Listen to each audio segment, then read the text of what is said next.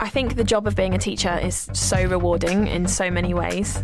The connection between you and the whole class, that's still unbeatable. When my pupils are successful, it feels incredible. I think the greatest thing for me is seeing the pupils that I teach love the subject as much as I do.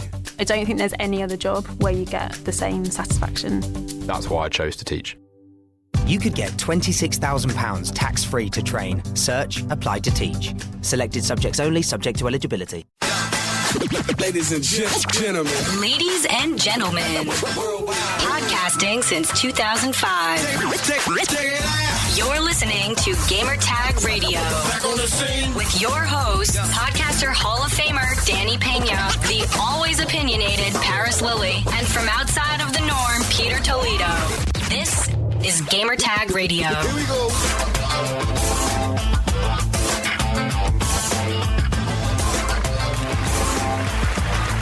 Welcome to Gamer Tag Radio, episode 632. This is your host, Danny, and joining me, the co-host of the show. Let's go with Pete. Yo! What's going on, Pete? Welcome back. Thank you, sir. Thank you. Oh, wait, actually, no, wait. Was I back? Right?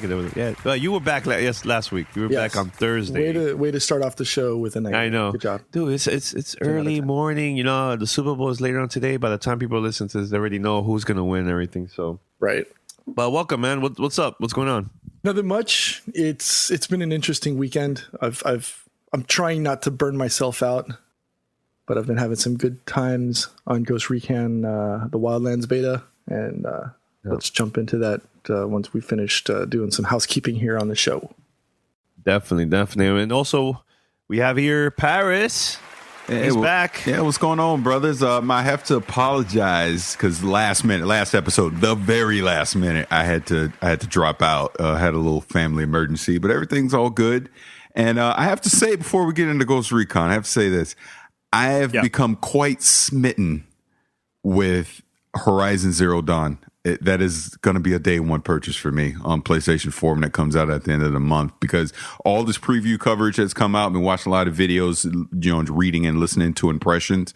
And I think this is definitely my type of game. It seems like it's going to be a nice blend of Far Cry, Witcher, and Fallout. It's going to blend those three genre of games and just throw it all into one package. And I'm excited to see what Guerrilla Games has in store for us. And on the flip side, which is funny, I got into a little Twitter, not debate, but conversation with an unnamed EA employee. I'm officially worried about Mass Effect Andromeda. And it was Horizon Zero. Seeing that coverage, it made me worried. We've seen nothing on Mass Effect. And I feel like they may be just trying to coast on their name versus actually showing us what Andromeda is on its own merits. And the little bit we have seen of Andromeda has not been that impressive, to be perfectly honest with you. I keep waiting for that extended gameplay preview thing that I'm like, oh yeah, this is Mass Effect. This is what I'm looking for, showing me just the variety of things that you can do in the game. And we haven't had that yet. And here we are, roughly a month and a half away from this thing launching. We've seen nothing on multiplayer. I mean, I'm worried. I'm officially worried. So maybe something changes my mind in the next month or so, but I have it pre-ordered. I'm not going to cancel it just yet, but I am officially worried. And I don't know. We got to see more. We really do. Put it this way. We have seen more previews of Zelda than Mass Effect. Yeah. For the past few months. Yeah. Yeah, agreed. So we'll see. Yeah. We'll see. And I'll shut up from that. But yeah, that's been my week. Now, and well, my advice for those that are planning to purchase Mass Effect: wait until you see the reviews and the feedback from everybody else that has the game or that have played the game, and then decide to buy it. Because I think you're right, Paris. I'm a little bit worried too about that, man, because if there's not a lot of previews or more stuff than we got to see before, then why I should just purchase the game. And here's why. Real quick, and here's why why I'm worried. I didn't like Mass Effect 3. I thought it was okay, but it was a step down from the first two, especially Mass Effect 2. It was a step backwards in my opinion. Matter of fact, when that crazy ending, I never even finished it when that original ending was in place. I finished it when they had edited that ending, but I just played it to play it because I wanted to end the trilogy. I wasn't like Mass Effect 2 where I would go to bed every night and that's all I was thinking about. And I would wake up in the morning like, oh man, I got to go do this mission and I got to do that. You know, it's like where I was just, they had me, they hooked me. Whereas Mass Effect 3 just did not. So I was really wanted to see, all right, where are they taking Andromeda? Are they going to pull me back into the franchise? And like I said, they're just not showing us anything. And I guess they feel like the hardcore Mass Effect fans are just going to blind buy it. And hey, I'm probably going to wind up being one of them. But I just wish EA would show us a little more. That's all. All right, head over to gamertagradio.com or play.it/gamertag. Listen to our past episodes. And you could also find us on iTunes, Spotify, TuneIn Radio, Stitcher, and other podcast directories. Send us your feedback or questions.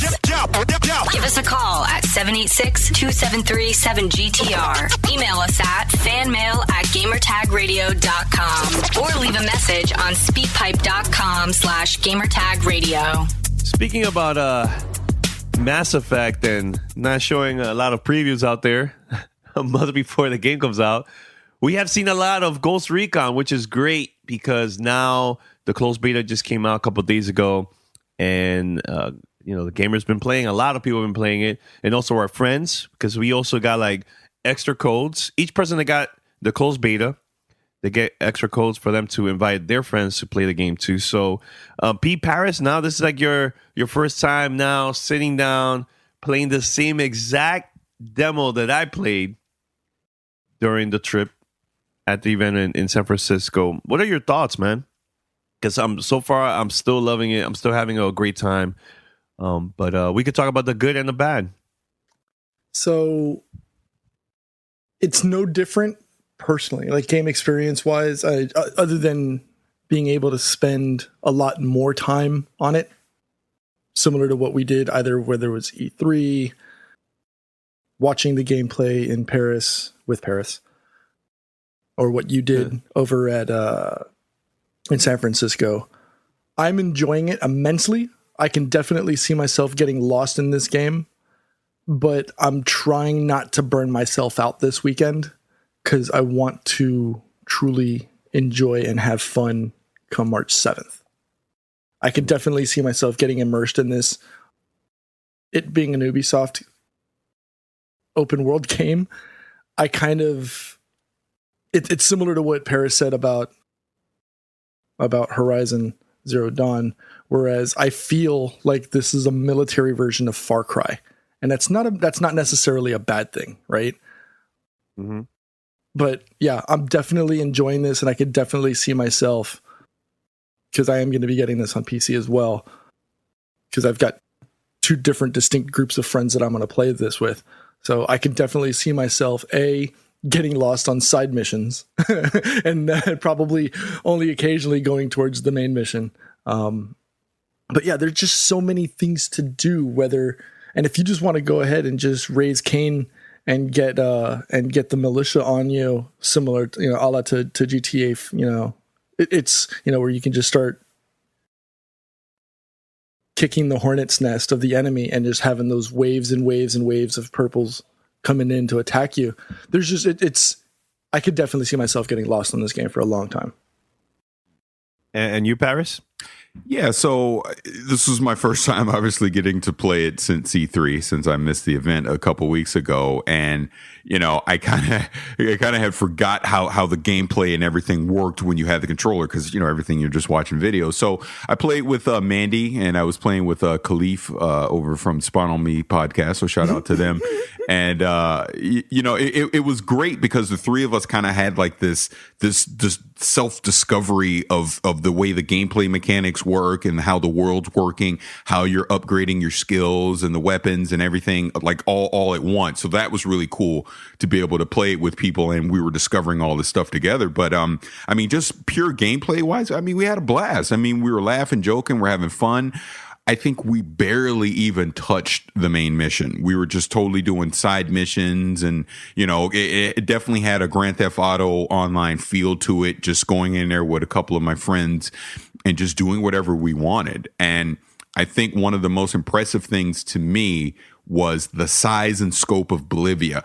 We were literally just limited to that one area for the closed beta, but then you scroll out and you see the entire map and you're like, wait, there's all this?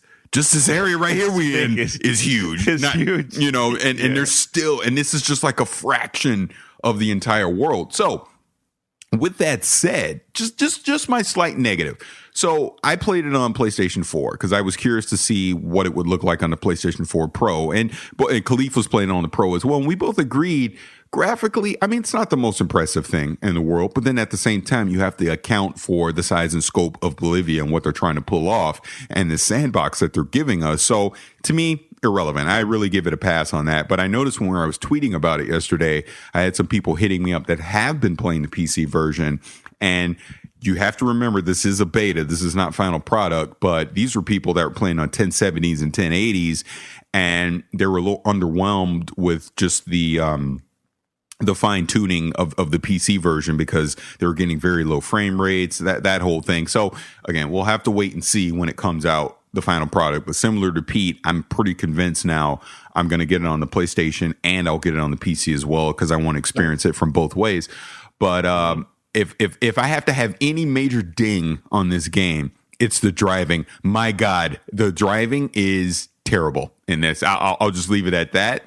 I understand why they're doing it, but I never felt truly in control of the vehicles. And I put a hilarious, well, actually, Khalif posted it. I didn't post it, but Khalif and I tagged people on it. But there's a hilarious video of me flying the plane for the first time. And I even say before I get in, you sure you want me to fly it? I think we're going to crash this thing. And we crash it immediately. And that was hilarious. But I tell you this, Paris, I think the driving a car, it's way easier than flying a plane or a helicopter. Those are really tough to control in this game. And that's what I kind of mean. I almost feel like that's, and I'm sure as we're playing it more and down the road, it'll seem like, wait, remember when we used to think this was hard? But from the jump, I don't like the driving and the flying mechanics so much. I feel like you're fighting the controls versus them actually just working with you, so to speak. But with that said, I love the fact that you can hop in any vehicle at any time. I love that there's side missions for you to actually steal some of these things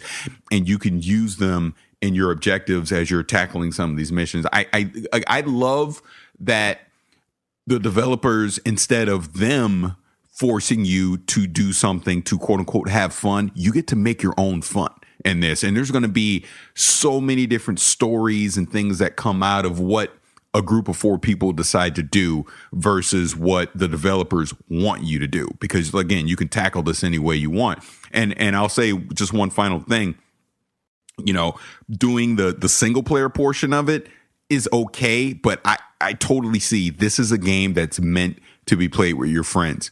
And I did play with some randoms a little bit. And my first thought, and I tweeted about this, was get a squad.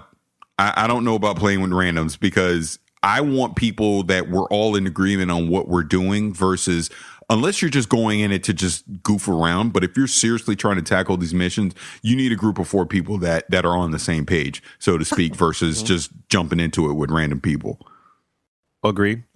Have you guys done this mission to defend the radio? You tried that? Yes. Yeah. Which think it's pretty challenging, right? If you do it by yourself, it's a little challenging. Obviously, with a bigger group, it's a little bit more fun. But if, in my personal opinion, if you spread out and just have everybody attack from from where I was up in the church with one other person, had 2 people down on the ground. And it made things a lot easier because you get to see them coming in, and then you can either throw grenades or set up mines, which is what I did. Mm-hmm. Said some people throwing out distraction grenades, which would have them turn around and it would stop shooting at you, and then you could just take them out while you're there. So, yeah, there was another one too, but like I was playing a mission, and then based on like your drone, you're checking out the area. Sometimes you unlock side missions during a mission. So there was one of a helicopter, but I'm like, I didn't know what to do. So I just rushed to that area, and that person that was part of the side mission went inside the helicopter and escaped.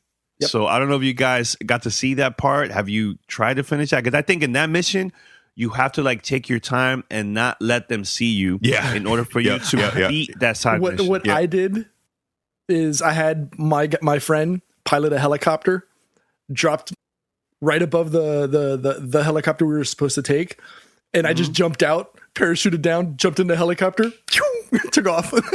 Never pulled the trigger, never encountered anybody. I just stole it from everybody, and it was hilarious.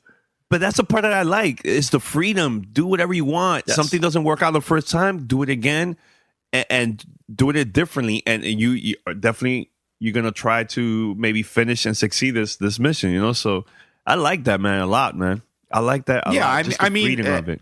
Yeah, and I mean that's the thing, that they're giving us this giant sandbox of Bolivia, and they're giving us these tools inside the sandbox and saying, "Hey guys, go have fun." I mean, yeah, there's a story, there's a final objective that you can do, but explore the world, take your time, do other things. Don't just rush through to get to the end of the story mission. There's so many side things that you can do and upgrades that you can get, and just new ways to tackle these objectives. Like I said, I can see this, definitely if it's supported right with DLC and everything, and they're adding in new weapons and just missions and objectives, there's just going to be so much to do in this sandbox that I could see us still talking about Ghost Recon a year from now. That's how much I could see in this. I will say this, Paris, and we've experienced this before in betas and alphas that, people get to play online, before launch. You're not getting the full assets. No. So that potentially could be why either yours or other people's experiences from a graphical perspective are less than what they were expecting. But again, like you said, this is a beta. So you're not getting the full package of graphic assets that you would normally get in the full launch. Agreed. So, and that's what I mean. But at that same time, what I realized was, if this was the final graphics, it's not about the graphics. You know what I mean? And you get so lost in everything else that it's secondary. Exactly. So I'm sure there's going to be some optimization here in a final month when it comes out. But my worry is, if the PC version performs like that in the final, then we got a problem. We do. But it is a beta, so let's wait and see when it comes out on March 7th. And like Danny said, anyone that is actually worried about that, don't pre-order it. Wait until it comes out and see what people are saying before you buy it. I mean, and that goes with any game. Yeah, with any game, man. Here's the thing, too. This is the thing that I like, and for listeners out there, pay close attention. When you see a developer that's really promoting a game, and there's a lot of previews of a certain game, like, for example, this one, there was a lot of private events that the media got to see, and also the community got to see this game. And now they're letting everybody, whoever gets the code, to actually play this game. They're confident about this game, and they've been working for this now for 4 years plus. Yeah, and now it's coming out in March. So look, man, I'm excited. I'm really excited to play this. And I know some people might say, "Hey, is this similar to the Division?" I don't think so. I think that, to me, this one, there's a lot more things to do. The freedom is 10 times bigger than the Division. But I know you guys complained a few things when the Division came out, because you guys got to see it before that, right? Before the release. What if somebody asks you what makes this game different than the Division, what would you say? I think this game takes components of all of the other Ubisoft titles and and molds them into one. This is, I don't want to say it's the perfect, but it's a great amalgamation of all of the good components of all of the rest of their games, right? Mm-hmm. You've got really, really good open world environments, similar to the Assassin's Creed environment. The jungle and terrain aspects of Far Cry. And then you've got the weapon customization of the Division. And then you have the shooter component from the Ghost Recon titles of yesterday. So taking all of those individual components and putting them into one is pretty much what the Wildlands game has been gearing up towards. And agreed. Hey, I can't wait. I got the countdowns ready to go. All right. And you, Paris? I don't play the Division, so I don't think I'd be a good person to talk about. 8 out of 8. 8 out of 8. It's all good. Have you guys tried the gunsmith, like customizing your weapons a little bit or something, or not really? Or there's not a lot that you can do. Yeah, I think mainly because it's beta. It's so beta. Early and it's a beta. They're not going to give you everything. I mean, what I was able to get is, obviously everybody gets the M4A1, the M4 whatever, the sniper rifle, the M21 heavy machine gun, which you can actually modify those, and as well as the first 2 guns that you get. But I spent most of my time after a specific mission with the MSR, which is the sniper rifle. And if it's a weapon you pick up, and I don't know if this is because it's the beta or if it's because this is what you're going to have in the end game, but if it's a picked up game, you can't modify or alter it. Nope. Only and I don't know if that's just because it's the beta or if it's, this is what it's going to be moving forward. But there were some weapons like the MSR that I really, really digged, but I couldn't do any. I couldn't put on a different scope. I couldn't put on a silencer because there is no silencer. So when that thing goes off, everybody knows you're hitting people. So, the one thing we haven't broached and nobody's brought up is multiplayer, and nobody knows what that experience is going to be like. So, I mean, we've all been talking single player co-op campaign. That's the one thing that I am looking forward to. I want to know, what does Ubisoft have in mind for a multiplayer component? Is there a multiplayer component? It's kind of been they haven't announced anything, right? They haven't. And that's the one thing I'm like, are they even bothering with that, or are they just are they not trying to do the Dark Zone concept? Where you've got PvP. Is this just a PvE group co-op experience? I think they just really want people to play the campaign first. They've really been pushing this for years now. They've been pushing this, so hopefully last minute surprise, I guess, or maybe this is just a game. I mean, who knows? So one last thing before we go to our next topic and stuff. Have you guys even gotten close to the boss for this beta? I've beaten it. I beat it. Okay, Friday. so how was the experience? I haven't gotten there. I've been doing a lot of the side missions and stuff. So how was that? Is it challenging? Is it easy? How was it? I think if you go in with a group, it's not as challenging. If you go in solo, you might have some difficulty. And I think also as you level up, you get strong enough that you don't have to worry about, or you're not as concerned. Okay. It's not going to be as difficult. And again, this is just the beta. And maybe just because the people I was in with, there was, it was a full component of 4 people. All of us were level 8 or above. It wasn't that difficult. Mm-hmm. Well, here's the thing too. When you check out like the missions and stuff and you highlight that boss, it's only one. It's like a 1 star or something. Like the difficulty it looked really, really easy. But I could imagine later when you unlock more bosses later. Oh yeah. And also remember, be challenging. Also takes into consideration your level. We've talked about this in different in other episodes and other releases. Mm-hmm. The game is it dynamically shifts the difficulty. So if I go in under veteran, but let's say I'm playing with Paris and he's going in under ghosts, he's going to have a much more difficult experience than I am.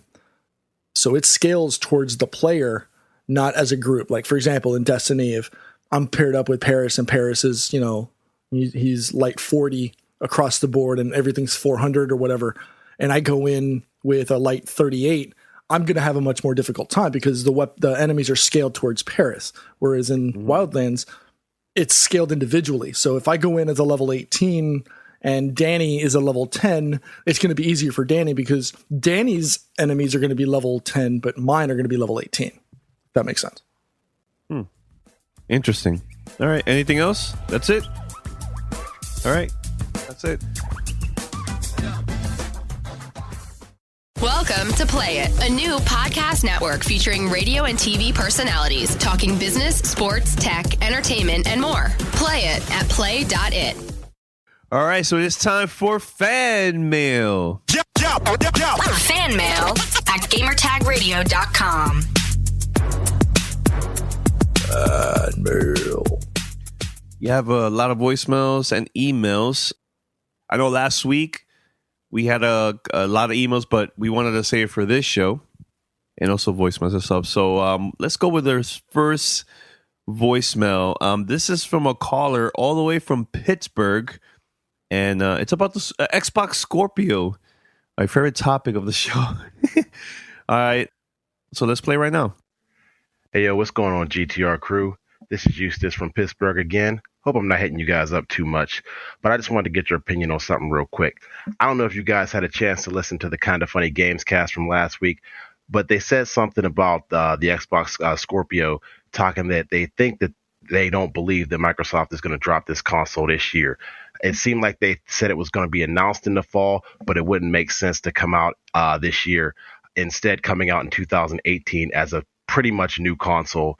And they had some good points about it being making no sense in coming out now, because they're still, if the games are going to be backwards and forwards compatible, they're still going to have to go for the lowest common denominator. So you're not going to have that huge leap in visual fidelity.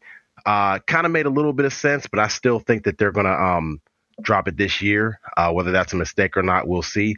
But I just wanted to get your guys' opinions on that and see what you thought about it. That's pretty much all I have for today. You guys take it easy. Peace. All right, so the other podcast, Kinda Funny Games, they talked about that it doesn't make sense for this console to come out in 2017, but instead 2018. What are your thoughts about that? So I watched that Kinda Funny thing, and since I've been accused of being the Black Colin Moriarty in the past, I guess I'll go ahead and tackle this first. I disagree with Colin on this one. There's no way that they're going to delay this thing to 2018. The PR nightmare that Microsoft would have if Phil Spencer got on that stage at E3 this year, talks about Scorpio, but says, yeah, but it's not going to come out until spring of 2018 or whatever. People would be very upset. I get what they mean, that the Scorpio, yeah, it is going to have to cater to the lowest common denominator, which is the Xbox One. And in that sense, yeah, it's going to be very similar to the PlayStation 4 Pro, that, yeah, you'll be able to do forwards and backwards compatibility and all that. But the fact that any game that comes out this holiday, you'll be able to play it on Xbox One, Xbox One S, and Scorpio. And then obviously Scorpio is going to native 4K it, up-res it to 4K, whatever the heck we'll find out at E3 this year. But it's coming. There is no way that they don't put out Project Scorpio this year. And like I said, Aaron Greenberg even kicked off this year saying this was the year of the beast or the monster or whatever he said, which is Scorpio. So it has to come out at this point. Just the marketing aspect behind it says that it has to come out this year. Actually, he tweeted that January 1st of this year. Isn't that what I just said? Yeah, I'm saying, yeah. I know you said that. I'm just saying that's what he did. You guys are punks. All right, so let's go. And you guys want to read another email? Another email before we play another voicemail? Well, should I read my negative Nancy one? Yes, go for it, Paris. We've been holding this for a while. Go for it, Colin. Yeah, because I know you guys. Go for it, Colin. You guys held off last week, so let me read it here. Okay, here we go. And this is from Mike, and he says, would be nice to exclude the massive negative discussion about Nintendo in the future. Discussion is lowering my desire to continue to listen. Love what you guys do before Mr. Negative. Well, yeah, love what you guys do before Mr. Negative, whether it's Xbox or Nintendo, is killing the fun. By the way, hypocritical to say it's a waste to spend $500 on a system when you're paying twice that for a graphics card. The negativity is getting old. Exclamation point. And in my Donald Trump Twitter voice, sad. No, he didn't say that. But no, he didn't say that last part. But no, but Mike is funny because Mike sent us this email and I responded, and then Mike responded to me. So I'll just simply say thank you for the email. Everything's all good. This is just funny since that email. And like I said to him in the email, yes, I'm quote unquote Mr. Negativity, I guess. But the point is, I just give my opinion. That's all it is. It is my opinion. You do not have to listen to me at all. Hell, more than half the time, I'm probably wrong anyways, right? And like I told him, yes, I'm not getting a Switch at launch, and I've detailed why I'm not getting one at launch. I don't need to. I'm going to wait it out. Breath of the Wild isn't enough of an appeal to me to get one at launch. But with that said, I am going to get one. I'm not going to, I'd be crazy to not get a Switch. Of course I'm going to get a Switch. Mario Odyssey is something I'm looking forward to. Zelda is something obviously I want to play. Eventually they're going to have Donkey Kong, Metroid. Again, the Nintendo portfolio is worth it to me. Even at $300, even at what I consider to be overpriced accessories. Like I joked the last time I was on, hey, even if they're overpriced, I'm eventually going to buy it. They got me. I'm one of the hardcore people. I'm going to get it. I also understand why someone like Mandy or Danny is getting one at launch. You know what I mean? And then, when he was talking about the negativity with Microsoft, what is the one thing I always say? I freaking love Xbox Anywhere, right? Matter of fact, Fallout Shelter's coming to Xbox Anywhere now. I mean, we know more games are going to be coming to Xbox Anywhere in 2017, which justifies my $700 graphics card purchase, right? I'm doing air quotes again. But for me, my PC is my Xbox. You know what I mean? I've said that multiple times, and I'm perfectly happy with it. Hell, I've been playing Gears of War 4, in the last week, a bunch on Windows 10, and it's fantastic. I love the fact that Microsoft has now given us this option that I don't necessarily need to go get Scorpio this holiday, because in a way I already have my Scorpio and it's my PC, and all the games that are going to come out that'll be on Scorpio, I can play on my PC, and I can play with Danny, I can play with Pete, I can play with everybody. So I don't need one, right? So he responded, and he realized he kind of jumped the gun a little bit and went back and forth and all that. So, I mean, it's all good, man. I understand people can get personally vested in this because we're all so passionate about video games and everything. And, you don't want someone crapping on your decision to pick up a particular product, right? If you're going to invest your money into it and you're excited, you don't want the Black Colin Moriarty coming on Gamertag Radio telling you that, he's not going to get it. I get it. You know what I mean? But it's all good, man. Like I said, it's all opinions. It's just an opinion. What I say is not fact at all. You're more than free to disagree with me, and I would expect people to disagree with me on a lot of this stuff. So, Mike, again, thank you for the email. So, I know you guys might want to comment, so I'll shut up. No, I think you said enough. Anything else, Pete? No, you good? No, I think it's good. We're fine. All right, cool. All right, so we have another caller all the way from Georgia, and again, this is about the Switch. Hey, Gamertag Radio. This is Mark Brown out of Woodstock, Georgia. Recently listened to your latest episode from Monday, and they were talking about the Switch accessory pricing. I don't quite agree with it, because you got to remember, you're paying $60 for an Xbox controller. You go and buy a Switch controller, you're getting 2 in 1. While yes, the gaming lineup is kind of lacking, it's going to be more for the hardcore gamers, the hardcore Nintendo fans, just as Paris has said. And I definitely will see myself buying one Christmas time, because I'm pretty sure they will drop at $50. But also, to go back to the accessories, you got 2 controllers in 1. You don't need a second docking station. You don't need the charging dock for the controller when you're playing the game. I mean, some of those accessories are just extras to help out. You really don't need all of them. Thanks, guys. You have a great day, and love your podcast. All right, Switch accessories. He doesn't agree with us, Paris, because you're getting 2 for 1. Your thoughts, man? Because I think I get what he's saying, and thank you for the voicemail. But in my personal opinion, that was Monday, right? That was the Monday show episode that we talked about Switch. I think so. Go for it. I love how he asked me to start answering, and then he jumps in. I did that on purpose just to mess with you. So go. You're gonna curse. I heard you. No, I get what he's saying, and I totally get it. I disagree.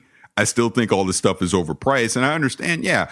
But what if I lose my dock? Now I got to go spend $100 to go get another dock, right? I get what he's saying about the Joy-Cons. You're getting 2 for 1, but in reality, you need both of them. So in that sense, it's still overpriced. I think that Pro controller at $70 is overpriced, but that's just me. Hey, if you think it's reasonable and you want to spend it, hey, go for it. Knock yourself out. But thank you for the voicemail. And don't forget, you might be spending $80 for a pair of Joy-Cons, but how are you gonna charge them? You're gonna have to spend $30 for the charging grip. Yeah, This is my point. So right, They so nickel right and dime there, you. you're talking $110 for a Joy-Con and grips. Let me put it this way. When I do get a Switch, and my son, he's going to be excited. He's going to play it. I'm going to look at him dead in his eyes. I'm like, boy, if you lose anything, this is coming out of your allowance, not mine, because this stuff is expensive. You know what I mean? So it's not going to be that look. Yeah, that's how I look at it. Like, if we were to lose something and I had to go replace it, I feel like it's pricey. That's just me.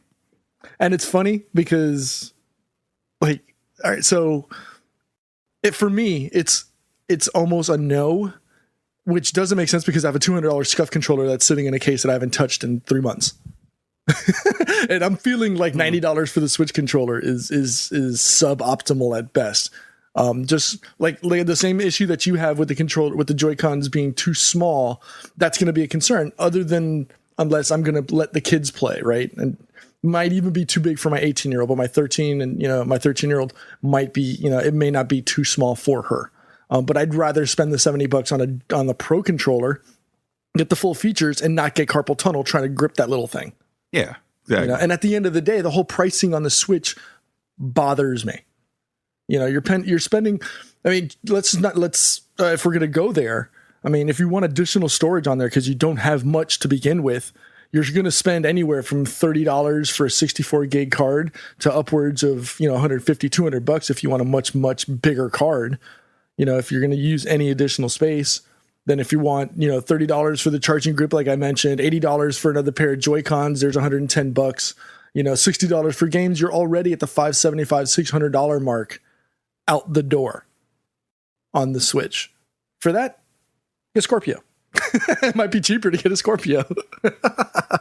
The thing is, too, I was planning to get the Pro controller, and once I got to see the price, I'm like, well, I'm gonna play with the Joy-Cons. Forget that. Welcome man. to carpal tunnel, Danny. My God, that's like expensive, dude. Super expensive. I don't know. All right, so we have more emails. This is another one. This is from Chuck. He's like, hey, Gamertag Radio crew, I have a question for you. My kids love playing Disney Infinity. They make the houses and the universe gets full very fast. With a PlayStation Pro out now and Scorpio out soon, if I play on them, would it known I have more quote-unquote memory, or will they think it's a capacity still, or can I put into the world? Disney Infinity is discontinued, so no update. I believe you buy Disney Infinity, you will still get the last update, and that's it.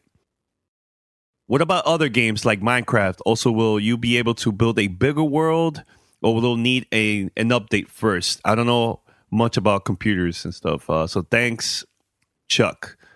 Big shout out to you, man, and thanks, man. So, you guys are into the whole PC stuff, but I think it's just the same thing. It's not like you could build bigger worlds or anything like that, or there's like extra content just because you have a PlayStation Pro or a Scorpio, right? That's not how it works. But your thoughts about that, man? So the only experience I have with Infinity games, with any of the Infinity stuff, is the little characters that I have at my desk at work. I will say that while it was canceled, they ceased development, and I don't know how legitimate this is. I know Game Informer talked about this last month or earlier this month, but Avalanche Software, which is the people that did it, has been resuscitated by Warner Brothers to work on a Cars 3 game. Now, I don't know if this actually means that they're going to work on an Infinity-based game, or if this is a totally different IP, and direction for the studio. But this potentially could mean that, hey, maybe they're opening it up for one last run and using, maybe Cars 3. I don't know again, but this is from an article on January 24th on Game Informer. So we're going to play another voicemail. This is from Sunny, all the way from Oregon. Hey, what's up, GTR crew? My name is Sunny, calling from Oregon. Quick question. Last year, I converted all my gaming to the PC. Mostly just play by myself. Play any kind of game on there. But then with Wildlands coming out, I'm looking to get that, and obviously I want to play some multiplayer. But I'm not a mouse and keyboard player, and I'm wondering how much is that going to hinder me playing multiplayer online on the PC using the controller for the Xbox. and everything I've heard says, guys who use mouses, the accuracy is a lot more, accurate and stuff like that. Anyway, so I'm wondering if it's even worth my time to jump in multiplayer and get my hopes up, or if I'm just going to be hosed. Anyway, appreciate it. What you guys do? So. All right, so he is not a PC mouse guy. He's more of a controller type of person and stuff. But is it gonna hurt him if he goes online and play multiplayer? Yes. Dead man walking. Yes. Dead man walking. 100%. And here's the thing. I was like him years ago where I just didn't use mouse and keyboard at all. I taught myself to use mouse and keyboard on PC.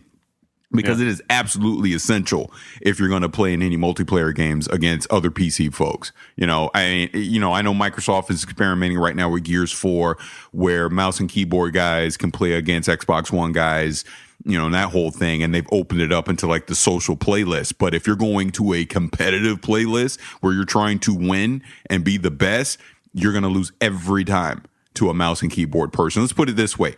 If you have the controller in your hand, and you're at a certain skill set and you're going against a person with a mouse and keyboard that is at the same exact skill set as you, he will beat you 9 out of 10 times because you're simply just more accurate and able to respond to things quicker with a mouse and keyboard than you can with a controller. So my advice to you is learn how to use a mouse and keyboard if you want to be competitive in multiplayer on PC. It's, it's a learning curve, but once you get it, you'll have it for life. It's like riding a bicycle.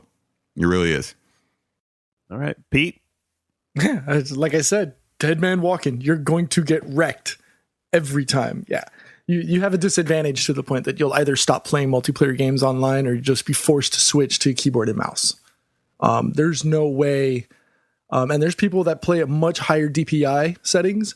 Mm-hmm. I traditionally am around 1800 to 2400 DPI, and it takes me a game or two to get used to it because I traditionally surf on the web around 800 to 1200. But yeah, there's no way a controller can functionally compete against the ability to just flick a wrist and be on the other side of the screen. There's no way.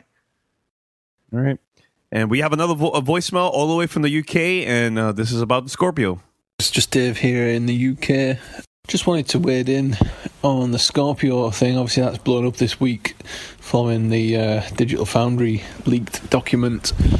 I've really appreciated the discussion on the last episode, but just a couple of things. So I know you guys said at the beginning, obviously this was all just speculation, rumour, and I just wanted to kind of reiterate that, because I think, as the discussions go on, it's easy to kind of forget about that, until we hear from Microsoft on the specs and what it's capable of. All this is, and especially on a document that's probably, 6, 7, 8 months old at this point, we really need to keep in mind that these are rumours and things may have changed since that document. I'm still confident that we'll see the Microsoft first-party games, such as your Forza Horizon 3s, your Gears of War 4, those types of games. I'm still confident we're going to see those running at a native 4K. But I think the box is going to be capable also of offering those techniques such as the sparse rendering or checkerboarding, if that's needed for some games and developers.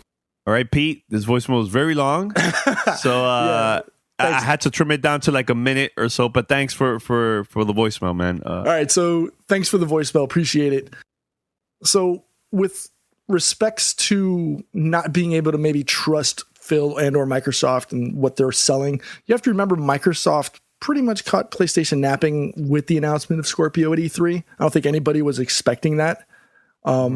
With Microsoft announcing that they're moving forward towards a next-gen upgrade 3 years after the release cycle of the Xbox One, shows to me personally that either they realized they weren't going to win this hardware cycle or they wanted to get a leg up on the next one with Scorpio, and hence why they went for the fences on this. If you want to talk specs-wise, I think we've beaten this horse, dead. The Scorpio will have a minimum of around 8 gigs of graphic memory. While we don't know this for a fact, it is the bare minimum we should be expecting from a next-gen or upgraded system. It's 12. The Pro also has 8 gigs of graph RAM with an additional 1 gig of RAM set aside for background processes. Now, in terms of memory bandwidth, this is super important when you're talking 4K and VR, and the Scorpio appears to dominate the PS4, again, my personal opinion, with 320 gigabits per second in comparison to 218 on the Pro. Now, that's a very important thing to note because it's the same type of bandwidth we're talking about that's on the NVIDIA 1080 that Paris and I have. So I think it has a very good chance of being what Microsoft needs. And then to better push that point across, Thomas Mahler, who is the dev from Ori and the Blind Forest, supports what Microsoft is doing with the Scorpio by saying, and I quote, because I pulled this from NeoGAF, Microsoft will need to do little work to make it clear that everyone that Scorpio isn't just a half-assed upgrade, which the PS4 Pro kind of is, but a full-blown next-gen machine that's just backwards compatible to your current library. So, I don't know. I really think Microsoft is going for the fences on this. I think Scorpio is not going to be just a comparable PS4 Pro.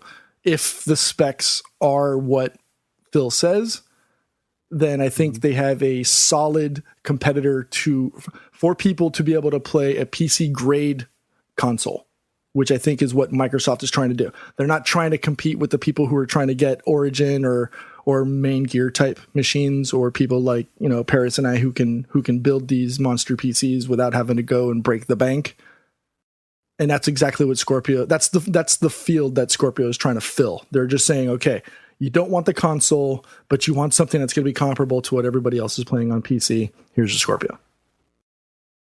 Hey guys, just finished listening to episode 630, and I have to thank you for the words of encouragement at the end of the podcast. Speaking about getting out of your comfort zone and doing something different to be successful in life, I'm an adult who enjoys games and gamertag radio, and recently decided to make moves into gaming by starting a YouTube Twitch channel. Your podcast and my son's interest in YouTube gaming channels have inspired me to do something of my own. I plan to devote as much time as I can to make it popular and successful, and do not want to let age or negative image of gamers distract me from that success. Keep up the great work, and I will look forward to being there for all your future success. Have a great year, GTR. So thank you for that email. We really appreciate it. I would just say from my own personal standpoint, go for it. If this is what you want to do, go for it. Don't let anyone talk you out of it. Don't let any negative Nancy, like me, tell you not to do something that is your dream. And actually, I want Pete to jump in because he shared a video with us right before we started recording, which I think is perfection for what this email is about. So, Pete, I don't know if you want to talk about that really quick. No, absolutely. Mm-hmm. So, for those that aren't familiar with him, he goes by the name of Casey Neistat on YouTube. He's been around for a couple of years. He's probably one of the premier YouTube original content people, right? I first heard about him about a year and a half ago. Actually, I think maybe about a year ago, because it had to do with snow in New York. He was snowboarding, being towed by a taxi going through the city of New York. He does that traditionally. I usually listen. He's one of the few people that I rush to when his stuff comes out.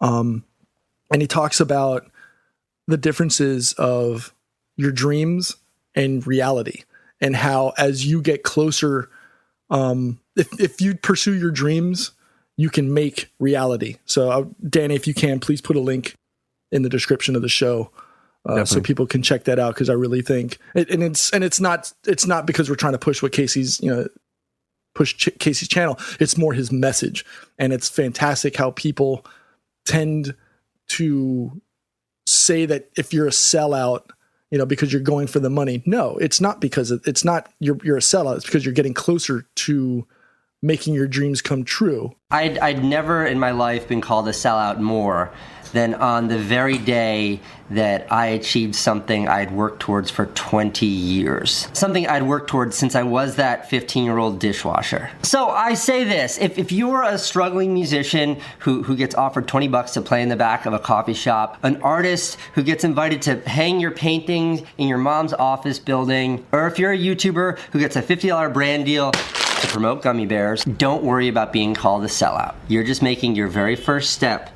towards the impossible, towards making this a little bit closer to this. And you should know that someday, when you've achieved the success that you set out to accomplish, when you're living all the way up here and those haters are still lobbing insults from that well of misery that they live in, you can look down at them and take solace knowing, had they only invested all that energy they spent calling you a sellout and holding you down, instead on elevating themselves, that maybe, just maybe, they'd be up here with you.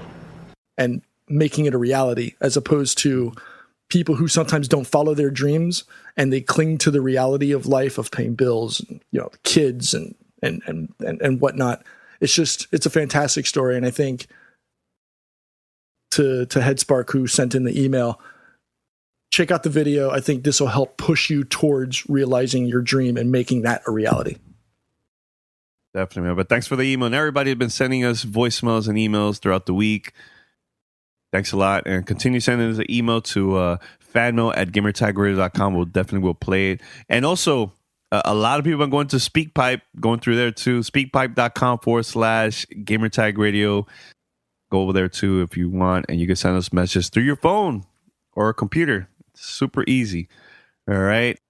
Very quick. In a couple weeks is Podfest in Orlando. That's the weekend of our 12th anniversary of Gamertag Radio. I'm going to be there, have an opening keynote there, and also the screening of the movie The Messengers, a podcast documentary. I got to see a couple of clips there featuring Paris and Pete. We were debating one of the clips at the studio in CBS, CBS Radio LA. That was a lot of fun during E3. We were debating about one of the press conferences. Can't remember exactly which one, but it was a lot of fun. Very, very cool stuff. And can't wait. So whoever is planning to attend, just email me, godfrey@gamertagradio.com. I'll hook you up. You get in for free. And also we'll hook you up with a free Gamertag Radio t-shirt. And that's going to be a lot of fun. So I can't wait. We have a lot of listeners that are coming out of town, and they're going to attending the event in Orlando. So see you in a few weeks. Pete, Paris, anything else you guys want to say before we wrap it up? No, I'm good. Go You Falcons. good, Pete? Go Falcons. Well, by the time this comes out, is either they won or... I know. And I'm just making sure that my thing goes out. So I'm either going to, seem like a genius or... Okay, well then, I'll go on record. I'll go on record again because we talked about this a little bit before. Okay. New England's winning this game, so I'll probably sound like an idiot in 24 hours. But I think New England's going to win. I don't see Atlanta stopping Brady, and I see Belichick slowing down Ryan. And Alex Mack has a fractured fibula, so he will be limited, and he is what makes that offensive line go for the Falcons. So I'm telling you, Belichick's going to scheme up something. They're going to lose. Atlanta's going to lose. I'm sorry. All right. And quick question. Yeah. Do you think this will be Belichick's last year? No. He is having way too much fun being the GOAT. Why would he? I don't think. I know people have been talking about that recently. And also, I mean, Brady's starting to get up there in years. How much more does Brady really have as a starting quarterback? Pro Bowl All-Star caliber quarterback. I mean, he's still in that top 5, right, of all time. And if he does win, he goes probably top 1 or 2, if not tops. Like, how much longer do you think his body can sustain this? Okay. Let's back up a second before we get out of here. So, see, this is why we should do a sports podcast, because I really could talk about this stuff all day.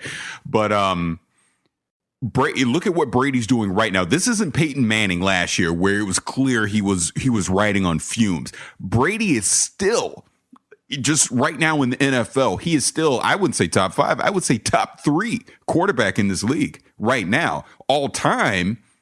Even if he lost the Super Bowl, you can argue Tom Brady is the greatest quarterback we've ever seen suit up. You can argue that. That is legitimate, right? If he wins it, I think it's no question. Belichick and Brady are still at the top of the mountain. They're not slipping. They're not slowing down. Losing Gronk, they've not missed a beat. So why? I can easily see Belichick and Brady doing this for 3 more years. Easily, if they want to. But the fact of the matter is, they've been the dominant force in the NFL, like it or not, since 2001. Think about that. Since 2001, the New England Patriots have been the gold standard in the NFL. Whether they win the Super Bowl or not, they are always in the conversation. It's 2017. Think about that. And they're still going. They could literally have a 20-year run doing this and be at the top and then go out and ride off into the sunset. And all the hate, look, we were talking about haters and, all that, don't chase the stuff. They are the prime example of that in the NFL. Why would they stop at this point? I wouldn't. I'd keep doing it. Because, look, there is nothing more that Tom Brady wants in the world right now than to have Roger Goodell hand him that trophy. That's all the motivation the Patriots need is to make Goodell hand that trophy to him tonight. You know what I mean? Look, like I said, if I had to put money on this, I'm betting on New England tonight because, again, they're still the gold standard. That's just me. All right. So I'm going to wrap it up. Danny doesn't care. All right, let's go. I just don't care about. I don't care about the Patriots. Whatever. Send us your feedback or questions. Give us a call at 786-273-7GTR. Email us at fanmail@gamertagradio.com or leave a message on speakpipe.com/gamertagradio. Pete, I've been listening to Big Sean's new album. It's pretty dope. I'm really enjoying this album a lot, man. And that track with Eminem, woo! Just listen to it, man. It's called No Favors. God damn. Still the GOAT. On that note, I'm out. Until next time, peace. You notice how Danny don't let nobody respond to that? He says, okay, we're done. Click. Yeah. Thanks for listening to Gamertag Radio. Be sure to like us on Facebook and follow us on Twitter.